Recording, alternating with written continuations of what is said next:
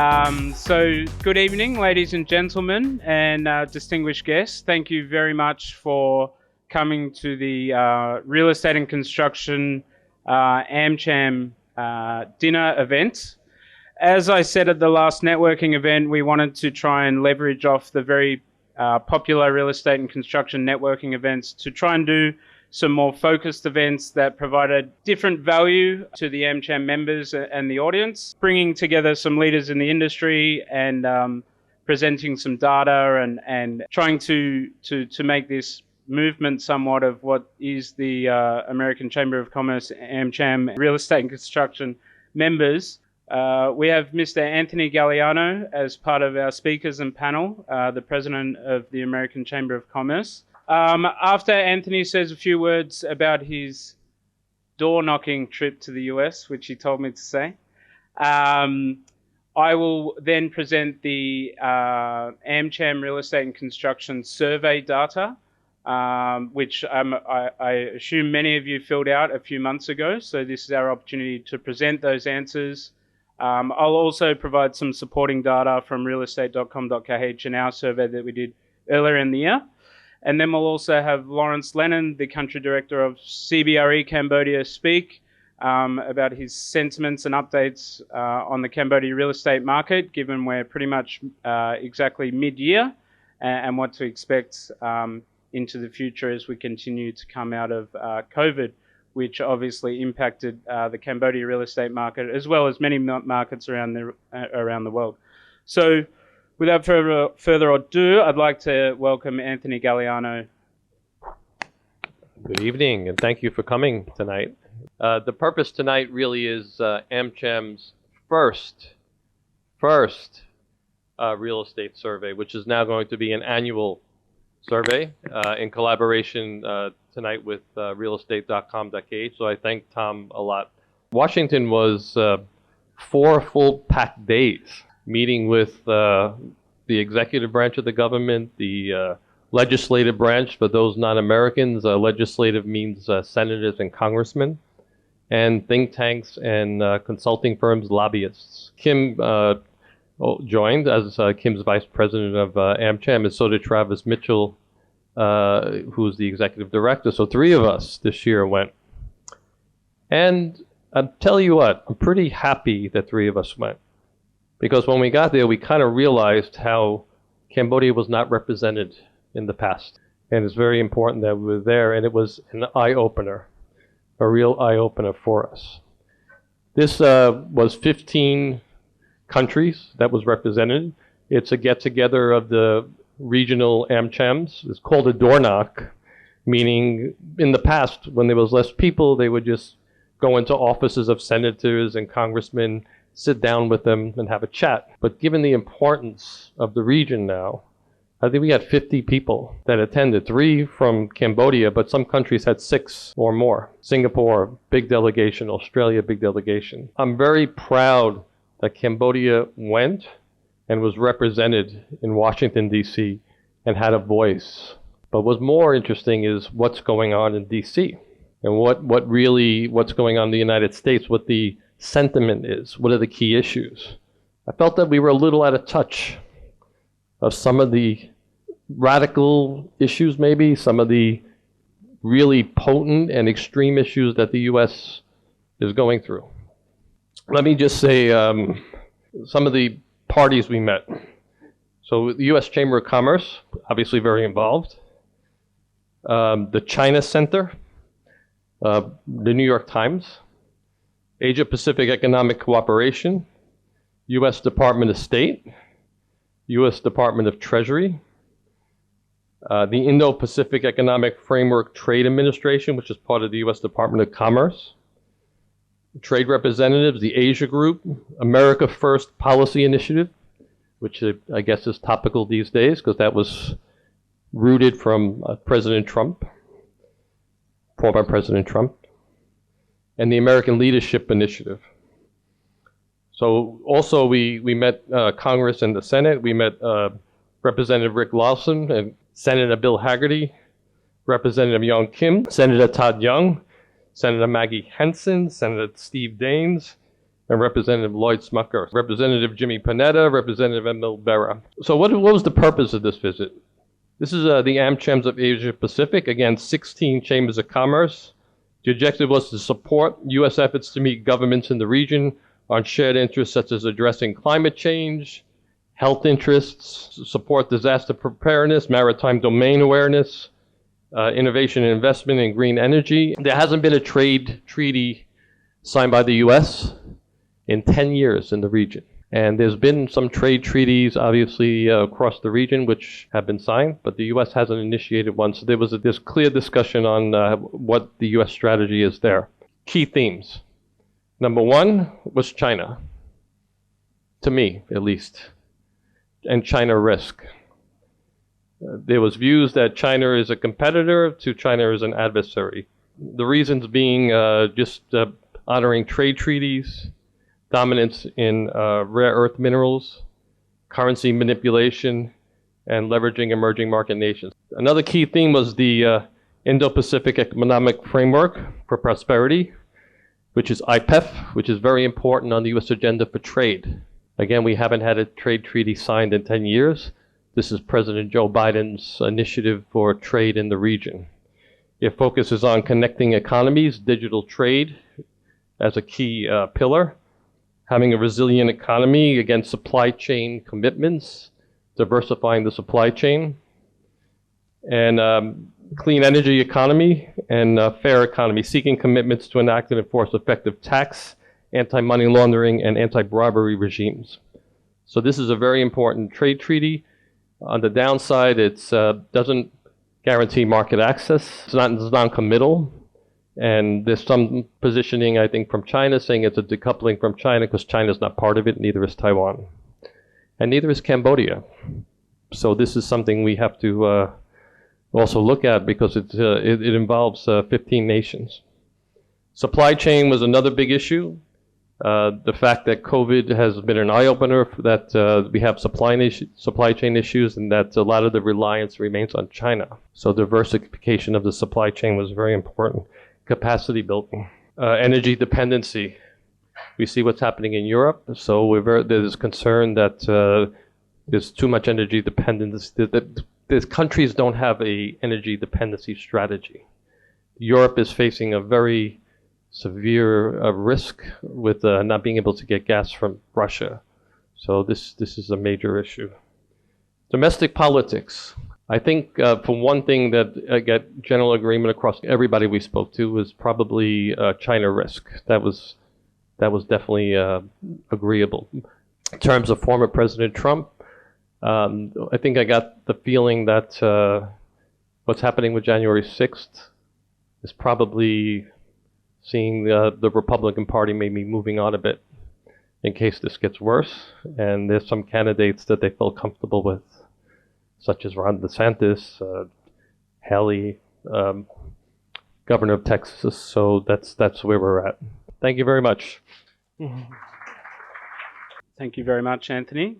So the original idea of the Cambodia Real Estate Survey driven by AmCham was to actually canvass issues that we see in the Cambodia real estate industry, reflective of the members and the members' businesses, to try and work out what we would address as a real estate committee within AmCham.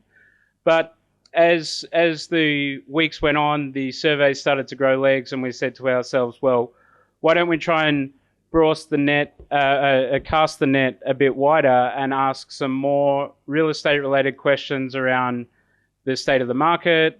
Do people think that it's real estate's a good investment, not a good investment? Is it a good time to buy, not buy? And to get some more sentiment out of the AmCham members. So what I'll present is some of the issues that we will start to address as the Real Estate and Construction Committee, and also some of the sentiment around where we think the market in Cambodia is going. At the end, as I said earlier, we'll also attach some realestate.com data around our site traffic and the survey we did as well, to try and give you guys an idea of the state of the industry. So first of all, like the main issues, according to the AmCham members that exist in the Cambodia real estate market, as well as a bit of a respondent profile, so you get an idea of who filled out the survey. Because certainly, if you ask sort of different sets of people, you'll get different answers. You'll see that in my survey with realestate.com.kh. But what I can say is, given the American Chamber of Commerce database is so strong, we got like a very high level of respondents from the AmCham members. So it was about 28% Cambodian nationals, business owners, and C-level people. Most of the people that filled out the survey were involved in the real estate industry in some way, shape, or form. 26% were American nationals and 46% were from other international markets. But 98% of them all lived in Cambodia more or less 100% of the time, and the 2% lived here some of the time. So everyone was based in Cambodia, but the two dominant countries were obviously Cambodia and America, and then a mix of other international markets. So the most important issues to address to continue to improve the industry, these can also be seen as opportunities depending on what type of businesses you're involved in. But I spoke to someone earlier tonight where we asked this exact same question in the realestate.com survey that we've ran since 2017. And one of the most popular responses is on the question, how to improve the real estate industry, is easier property ownership transfer process. More professional construction and safety related training, which is certainly something that we're going to pick up as a committee and hopefully bring some training modules into the Cambodian market.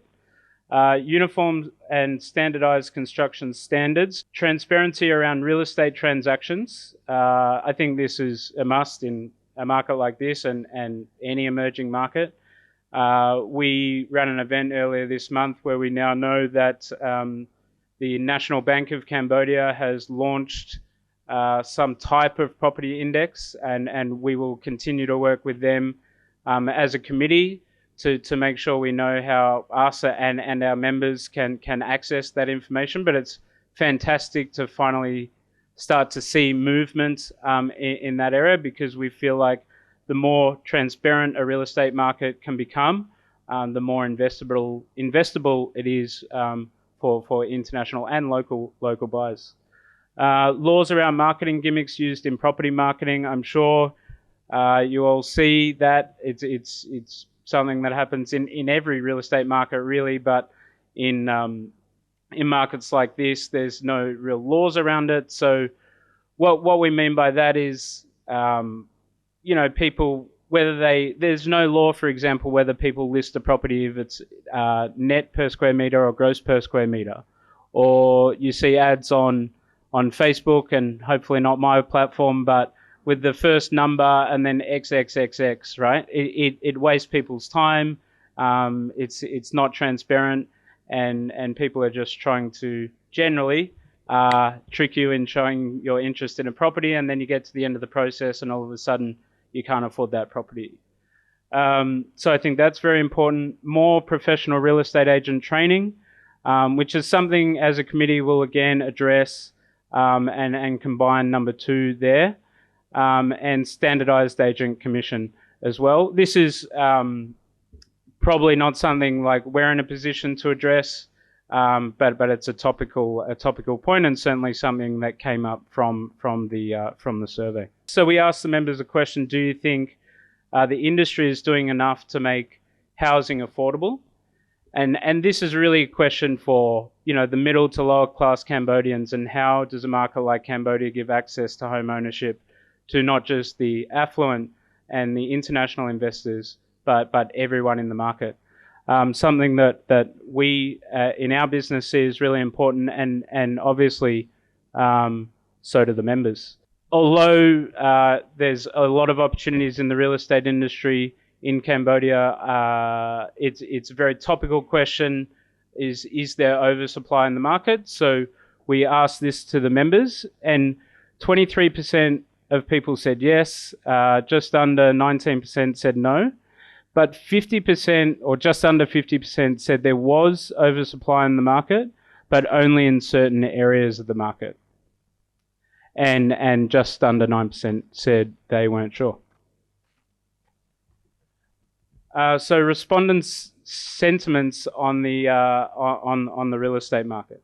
So, do you think Cambodia property in Cambodia is affordable or unaffordable?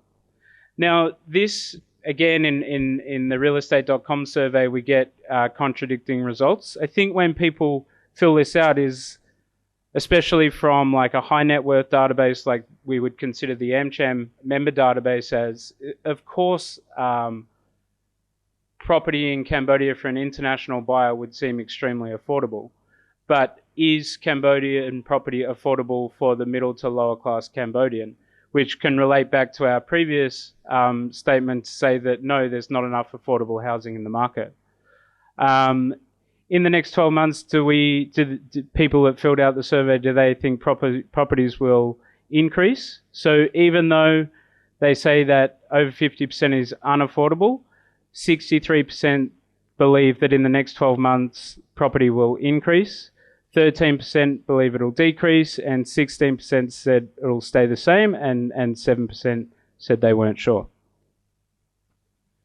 And do you think property in Cambodia is a good investment? So 62% said yes, 15% said no, and 21% didn't know or were unsure. And in terms of property type, this is combined data of international investors who filled it out and expats as well as local Cambodians. But land, which is not surprising, was the most popular in terms of 42%, and landed property 23%, condominiums 20%, commercial property 6%, and again 6% weren't sure. So just, I guess, thinking about that for a second and then trying to make sense of that with realestate.com.kh website traffic. So who's buying property in Cambodia? So 51% of our traffic when people are searching for properties for sale is Cambodian nationals, and 26% is Chinese, whether they're searching the website from within Cambodia, China itself, or around the globe. I will say that prior to COVID-19, the Chinese traffic on our website was much higher than what it currently is. And actually, 23% of our traffic is from the United States, and that would have actually increased over the last 12 months compared to before as well. And we've just started to see Hong Kong buyers start to increase again, which could be related to the easing of some restrictions in Hong Kong. And I think the question on everyone's lips at the moment, certainly if you're involved in the property industry and selling property, is when or if the Chinese market will come back. And so this will be a very interesting, I guess, trend to watch in terms of, I could say in January this year, the percent of traffic from Hong Kong could have been like 1 or 2%, and now it's 6%.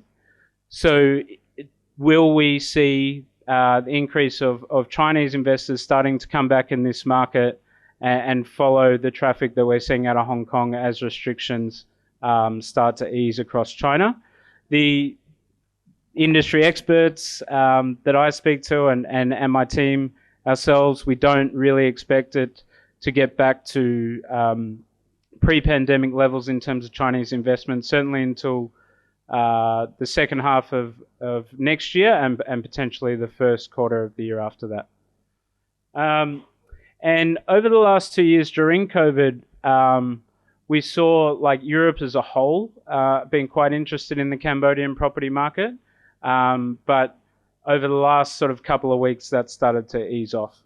What surprised us mostly during COVID was that international investors were still very interested to invest in Cambodian property, and lots of people were happy to transact online. Certainly not at the level of pre-COVID levels, but a lot of international investors still see Cambodia as a great market to invest in, and I think we'll only see that continue as we lead up to the Southeast Asia Games next year. So in terms of preferred property type, and we split foreigners to Cambodians, so it's no surprise that once you split up that data, this is actually our realestate.com.kh survey as well as the AmCham survey data combined. It's no surprise that foreigners prefer and feel safer buying an apartment or a condominium. Obviously, there's 100% foreign ownership for international investors, so it's certainly the safest type of property investment a foreigner can make in Cambodia. But there is reasonably high demand also for land, villas, shop houses, and other landed property types that you would see in a bore or a gated community in Cambodia. In terms of the preferred property type for Cambodians, I think there's, again, no real surprises here for me, but land being dominant at 45%, and then sort of shop houses and villas with, a combined, I guess, just under 40%, which is landed properties. You can also put like row houses and link houses into that data as well.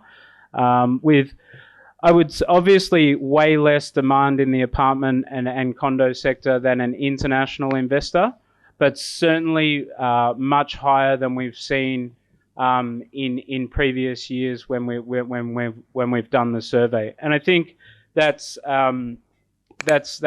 because of multiple reasons, but obviously increasing traffic, younger generation of Cambodians who have been educated overseas, but also the increasing wealth in the middle class and moving to upper class, and Cambodians buying condominiums as a second home, and various other reasons. Also, what we saw during COVID was the need for a lot of Cambodian condominium developers that would have typically focused on the international investor.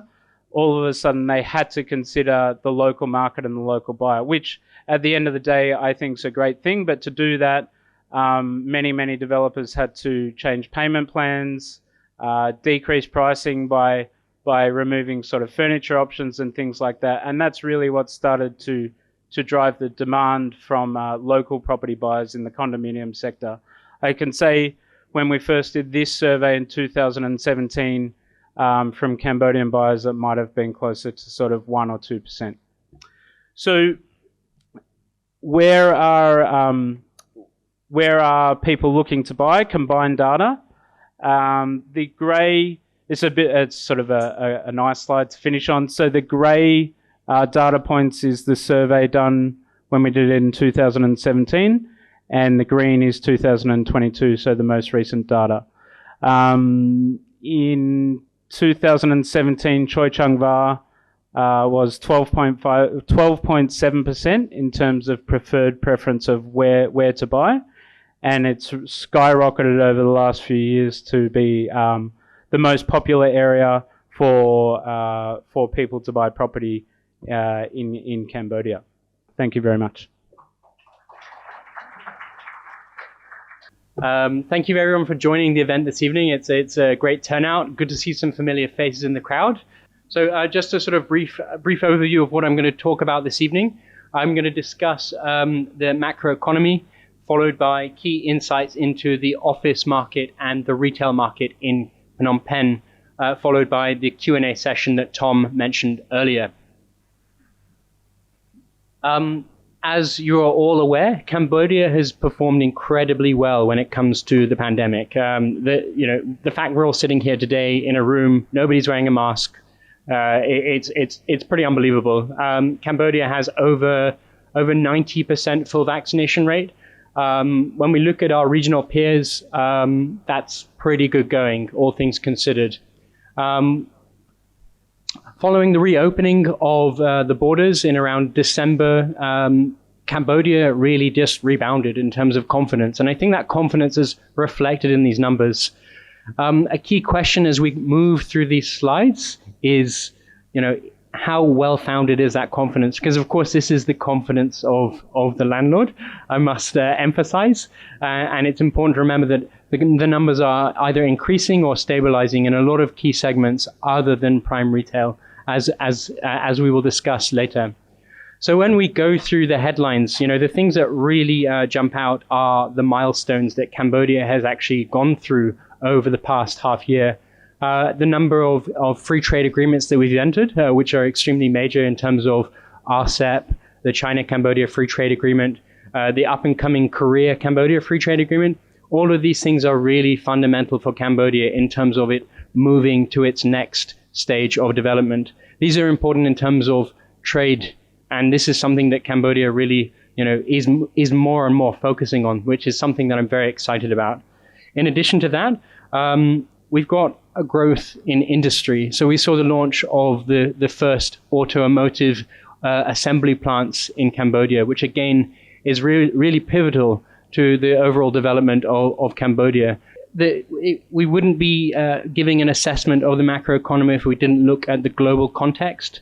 Fundamentally, there are storm clouds on the horizon in Europe, in the West, in the US, of course.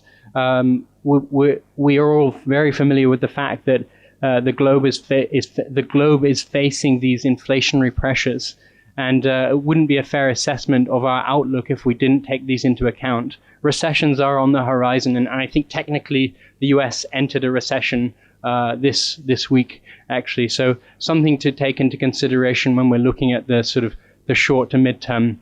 In addition to that, of course, China, our key source of foreign direct investment, is also not faring too well. If you're following the news coming out of China, around a month ago, Premier Li addressed around 100,000 party officials, fundamentally saying that there are some storm clouds on the horizon, and we need to address these storm clouds. Cambodia is directly and very closely aligned with China and its economy, so something to think about in the short to midterm when we're thinking about how we are planning for our businesses. And it's something that we all have to face. It's a fundamental fact, and it's something that we need to sort of account for. Having said that, the World Bank announced that the GDP growth rate was around 4.5% in terms of its forecast. So clearly, the emerging market magic, as it were, is working. Cambodia is still growing in terms of the garment industry and a lot of the other key manufacturing spaces, which are without a doubt very, very important for Cambodia's economy.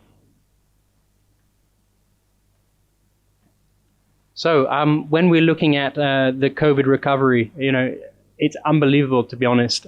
When you look at stats coming out of all of our regional peers, whether it's Vietnam, Singapore, Thailand, Malaysia, Cambodia outdid all of these countries, and the numbers don't lie. This is directly from Google Mobility Tracker.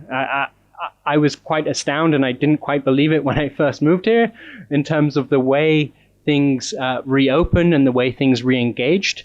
And as I said, the numbers don't lie. So fundamentally, the government's rollout of vaccines, and probably also the strong fundamentals of the country in terms of a very young population with an average age of 27 and a fairly young and a fairly low urbanization rate of around 26%, probably helped in terms of combating COVID. But all of these factors combined are why Cambodia has a lot of opportunity in the short to midterm. Again, something that has just completely blown me away since arriving in Cambodia is the level and scale of infrastructure development. I've never quite witnessed anything like this. I've lived in emerging and worked in emerging and frontier real estate markets for quite some time, and I've never seen this scale of development, whether it's new roads, highways, airports, bridges, deep sea ports, airports. Everything is moving forward in Cambodia, and it's this sort of thing that is really fundamental to the economic growth. This drives trade facilitation. It drives tourism because, of course, people have to be able to move around the country easily without too much trouble. It opens up new areas for real estate development. You know, a new borough, a new industrial park needs road access. It needs decent roads. So this infrastructure development is fundamental to growth and to making Cambodia competitive in the region, because fundamentally it is a competition, whether we like it or not. So to see the government applying so much of its effort towards this infrastructure is really foundational. So it's something very positive to take away from the pandemic years. So kicking off, we will move into the office market. And as you can see, things have changed quite significantly in Cambodia over the past decade. And this is quite incredible, to say the least. Even more intriguing, I would say, is the change that took place over the course of the pandemic. You'll see from 2019 to 2022, nothing slowed down, actually. And I guess that's the challenge of commercial property. Once you start, you can't necessarily stop if you want to actually generate your income from operating. If we dive in a little bit deeper and look at 2019 to if we look at 2018 to 2023, you'll see in particular these changes unfolding. And without doubt, these are significant changes. There are going to be challenges for landlords, which again is not something that is necessarily said in public in such a direct way, because the market is changing. And the changes that are taking place directly relate to changes in supply. A lot of people have put the challenges that they faced in the short to midterm down to the pandemic, but the reality is this is a reflection of supply. And it's almost like physics. You know, if it goes up, then changes take place in a market. You see directly this correlation with occupancy, and it's moving in the wrong direction. Having said that, the key positive takeaway here is the fact that Cambodia has become increasingly professional and has become increasingly attractive to do business. I lived and worked in Myanmar for around 3 years, and when I first arrived there, the prime grade A office building was renting for somewhere around $56 per square meter. When I left the market, it was renting for around $24 per square meter. Not so great for the Japanese developer, but amazing for the occupiers. It meant that Myanmar became a competitive place to do business, and this is what we're seeing unfolding. We're going from doing business in shop houses and apartments to doing business out of professional office space, which is not necessarily what it's not necessarily what we want to see in the market from a developer's perspective, but it's definitely healthy, and it's going to make Phnom Penh a much more attractive place to do business, and that's my takeaway when I look at these stats. The cost of doing business is important, and it makes doing business in a country much better. Important thing to add when I'm talking about these challenges, that not all buildings are made equally. You know, there are going to be standout projects because of their location, because of their construction quality, because of their property management, et cetera, et cetera, et cetera. So there are going to be winners, but there are also probably going to be losers. And that's just the nature of real estate. We all know that, and that's fundamental of all markets. Moving briefly on to the retail market, which is equally facing significant changes. In 2022, you'll see that there is a very significant shift in supply. And again, that's intriguing as a relative newcomer to the market. We're seeing things jumping by around a third from 2019. And a lot of that stock is coming from shopping malls, and in the form of Aeon 3 and Chitmong Mega Mall. This is going to create some challenges in the retail market, I would say, as it gets increasingly competitive from a landlord's perspective. However, once again, there are positives here, and that comes in the form of retail and retailers and everyone in this room. It means that the quality of life in Phnom Penh is increasing. It means there are more things to do at the weekend. It means there are more things to do in the evening. and it means there are more experiences for young people, office workers, and for everyone else in every other demographic. And that's a positive takeaway. You know, when you're looking at the competitiveness of a market, the livability of a city, things to do at the weekend are actually really important.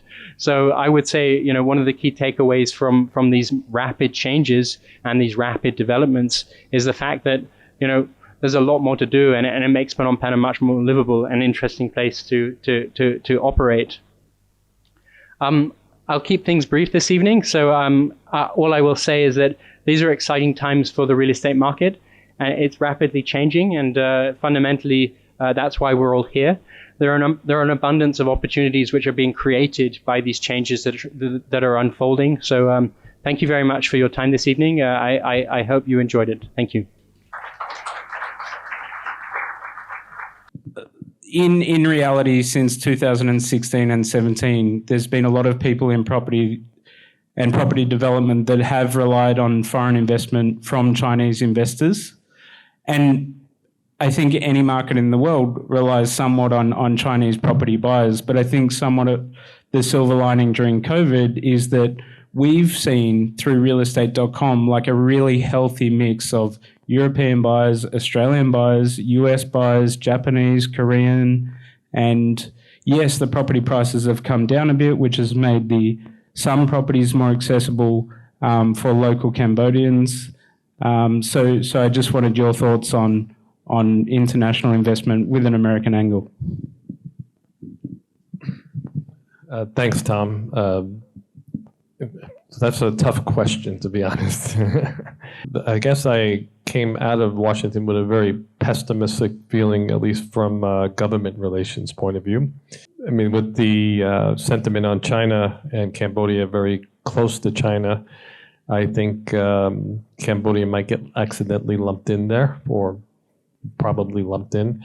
But on the upside, I think American investors, in terms of being retail investors, will follow profits and will invest and not necessarily be aware of the geopolitical issues that the government is facing. So on that respect, I think marketing more into the U.S., there's no really any prohibition on investing in Cambodia. And retail investors, property investors in the U.S. have been quite savvy in investing. I don't think you'll see institutional investment. One, I think the ticket size may be too small, because a lot of the REITs are looking for a much larger investment. I think the U.S.-Cambodian relationship is going to be challenging.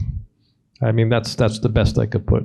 I think Cambodia more has its bets on the table with China, and clearly the tension it's escalating, the U.S. and Chinese relationship. So that is something in terms of geopolitical to understand.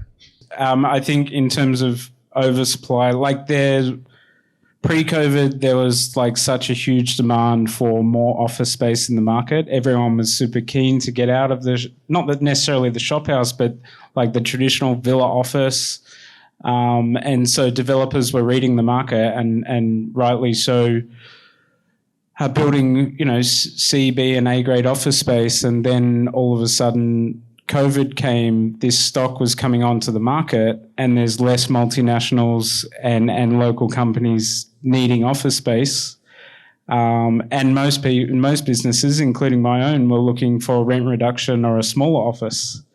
So I would say there's oversupply in the office space, different parts of the retail market, but I think as we're starting to see the country open up again, there'll be, more and more demand to fill to fill the retail spaces and to fill the office spaces.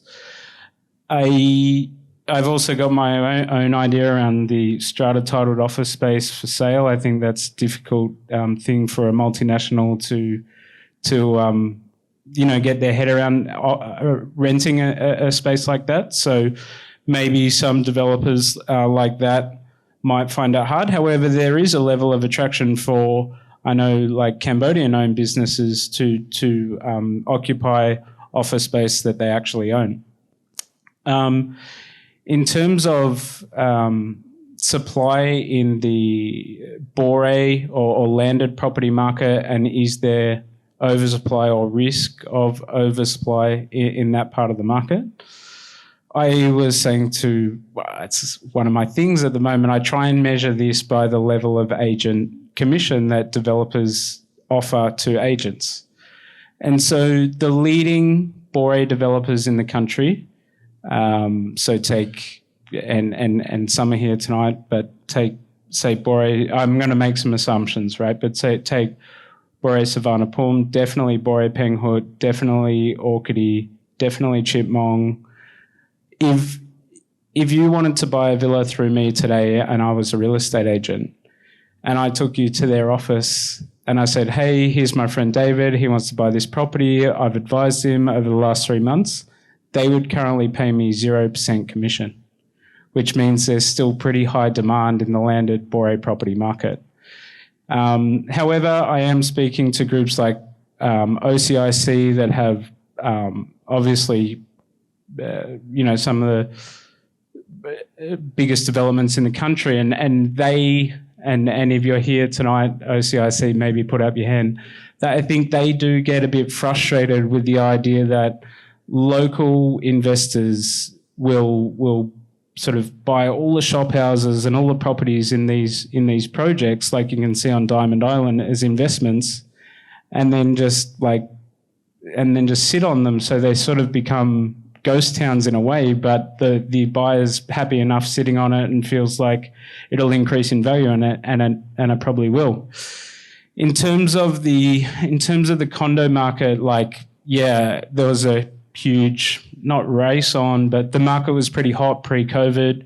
It seemed like, again, just speaking pretty broadly, but it seemed like any developer could launch any sort of project, put some fancy marketing together, and it'll get sold it'll get purchased by someone. I resonate with the responses, certainly from the AmCham members, is yes, there's oversupply, but in certain parts of the market and not the whole market. I think one thing that we could probably take away is that it's possible that COVID has been somewhat of a blessing in disguise in that sort of potential oversupply scenario, because it's cooled things down. And I know that's not what most people would think or what most people would want to hear, but I think it's slowed things down in potentially a healthy way, because I think things could have gotten out of hand. And, if you just look at those supply numbers that I went through just earlier on, there's some potential positives in things taking time to sort of organically get occupied or purchased, as opposed to within a 10-year period going from, it's important to remember that grade A and grade B office supply in Ho Chi Minh City is 1.4 million square meters. By 2024, that will be our office market. So just as a basic comparison. So I think there's many positives actually, which is a bit of a shock. And I think more broadly speaking, the economy is and has faced a lot of challenges. But I think in the mid to long run, those will be healthy outcomes, because Cambodia's economy has been forced to sort of look for alternative sources of income outside of hospitality, gaming, and real estate. And again, that's shocking for a real estate person to say, I realize, but Cambodia has so much potential in other areas like agriculture and industry, agro-industry, et cetera, et cetera. And these are the things that I'm massively trying to push, because these are things that will help Cambodia grow sustainably in the long term. I think there's been no secret of anything that I'm quoted in the press is that I think at this stage of Cambodia's cycle and maturity that the dollarization has been very helpful. If we look across the region, as we mentioned, there's been some pretty significant depreciation. I think if you look at the Indonesia rupiah in the 1997, it was 2,500. It's now 15,000. So that means it's 5 times it's depreciated. So it's been helpful at this stage of the economy. I know that the government wants to see de-dollarization and it's a graduality, but it's been pretty much a safeguard and a safety net at this point until the economy matures more. In terms of the real estate market, if you're a Filipino looking to invest in Cambodia right now, yeah, it's going to be 20% more expensive this year to date than it was before because it's depreciated 20%. But I mean, there's a peg in Hong Kong. I mean, there's sort of a stabilization in Chinese currency, the yuan, and it's the currencies that aren't really pegged or set that are going to be more of a problem, even including the euro, which I think is 18% down now, right? But that also becomes relative, I guess, Lawrence, also to the pricing compared to other markets. So if Cambodia is deemed as cheap anyway, 20% may not mean much. But in terms of dollarization, U.S. investors should be okay because it's the dollar, and anything that's pegged and fixed, it's not going to matter to them. It's those currencies that have suffered the most. And a lot of them haven't. Philippine peso is a good example, but even the Thai baht has suffered a little bit, but I think it's really 9, 8, 10% range, so it's not that bad.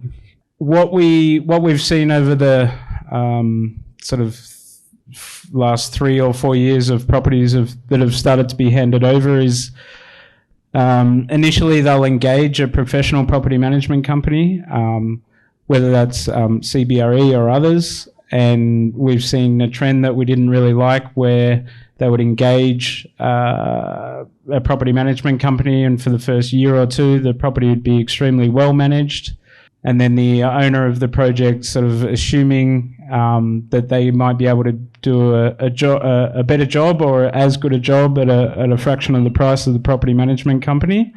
And as those contracts come to an end, the developer themselves have started their own property management company, and that's where we see some properties start to sort of lose their appeal or lose their shine or lose their quality.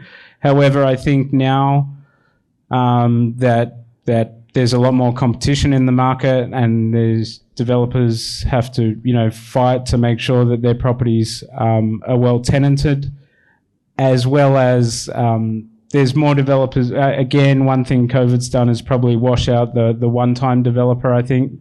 And the more seasoned developers that want to stay here for sort of the next 10, 15, 20 years and beyond place a huge value on property management, because if they deliver a property and they manage it well, and some of us live in it, and that sort of creates positivity for their future projects. So again, that might be one of the positives to come out of COVID. But me and myself, we and my company, we don't manage any properties. So Lawrence, do you have anything to add to that? Yeah, I think what you've sort of mentioned there is a pretty standard part of the market development process, and most emerging real estate markets go through that. Vietnam certainly has had very similar developments, and it's still at a stage where slowly occupiers are starting to become more local. Here, I think it's a foreign-dominated occupancy situation with condominiums, and that may present some differences. When it comes to more domestic buyers, for instance, something that may present some challenge from this property management perspective is a lot of domestic buyers don't necessarily like to pay for a service charge. In my experience, it's exactly the same in Vietnam. My in-laws specifically built a house because they got so annoyed about the fact they had to pay $100 a month for something that they owned. Just as a small anecdote, but I've spoken with my colleagues about this, and this may be some sort of short-term sort of challenge that could create some problems there. But this is part of the development process, and projects will eventually have owners committees which will engage with property management companies, which is the norm in a place like Singapore or Japan or more developed markets, and it's something that we will gradually move towards as more people more locals move into apartments, and that's my opinion. Did you hear any talk in Washington D.C. about a bilateral investment treaty or are people starting to walk back because of the various concerns you said? I think it would be fair to say, unless we mention Cambodia, it didn't come up. So when we mentioned Cambodia, then there was a topic of discussion. I think the hope of a bilateral trade pact between Cambodia and the U.S. is far-fetched. I don't think that's going to happen. It's going to be this IPEF is really the direction forward that the country is going, and right now Cambodia is not included in it. So I think if Cambodia is going to be involved in anything with the U.S., they're going to have to be included, and that's going to be a challenge as well. Okay, I think that's all we have in terms of the formalities for this evening. Thank you very much. It means a lot to me and AmCham and the Real Estate and Construction Committee that you all took Friday night to come this evening. Hopefully, we provided some good insights and some good value for this evening, and I look forward to the next couple of hours with you over dinner. Thank you very much.